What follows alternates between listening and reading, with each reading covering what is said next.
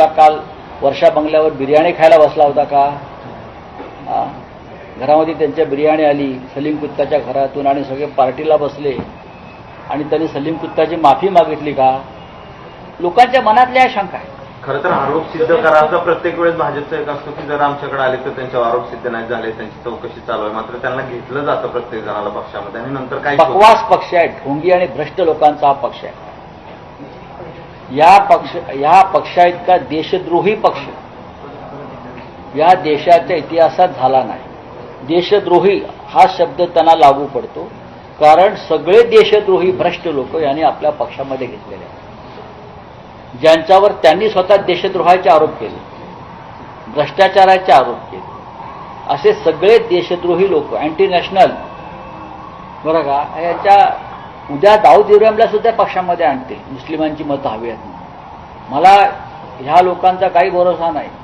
पाकिस्तान बरोबर काहीतरी डील करतील आणि दाऊद इब्राहिम, छोटा शकील, टायगर बेवन यांना भाजप आपल्या पक्षात घ्यायला मागे पुढे पाहणार नाही. हे सगळं सत्तेसाठी सुरू आहे. आता स्थानिक स्वराज्य संस्था निवडणूक सत्तेसाठी कशाला? ही फार लहान गोष्ट आहे. देशातली सत्ता ह्या लोकांच्याच आधारानं घेतलेली आहे ना, भ्रष्ट आणि या सगळ्या देशद्रोही लोकांच्या आधारानं. अख्ख्या देशात आणि महाराष्ट्रात तेच धुमाकूळ सुरू आहे. मुख्यमंत्र्यांना लाज वाटली पाहिजे राज्याच्या मुख्यमंत्र्यांना. तुम्ही राष्ट्रवादाच्या गप्पा मारता, तुम्ही आरएसएसचे लोक आहात ना. मोहनराव भागवतांनी याच्यावरती भाष्य केलं पाहिजे. तुम्ही आरएसएसचं संचलनाला जाता ना, हातात तिरंगा नसतो तुमच्या, का ते आता कळला.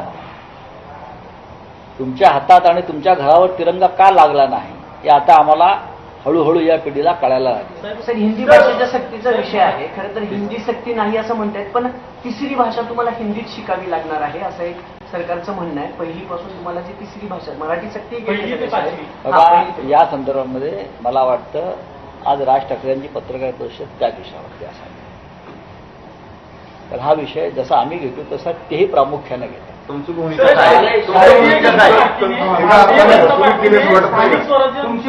निवडणुकांसाठी मेगा प्लॅन तयार केला आणि भारतीय जनता पार्टीने स्थानिक स्वराज्य संस्थांच्या निवडणुकांसाठी मेगा प्लॅन तयार केला. सलीम कुत्ता प्रचाराला आणतायत ना, आणि महाविकास आघाडीतले जे नाराज नेते आहेत त्यांचा आता पक्षप्रवेश करून घेणार आहेत. करू द्या. हा पक्ष असा भंगार गोळा करूनच मोठा झाला. आमच्यातले असे लोक फोडायचे, दहशत आणि पैसा आणि पोलीस यंत्रणाचा वापर करून. स्वतःचं काय यांच्याकडे आहे? यांच्या पक्षातले जे आमदार आहेत त्यातले 90% आमदार हे दुसऱ्या पक्षातले आहेत.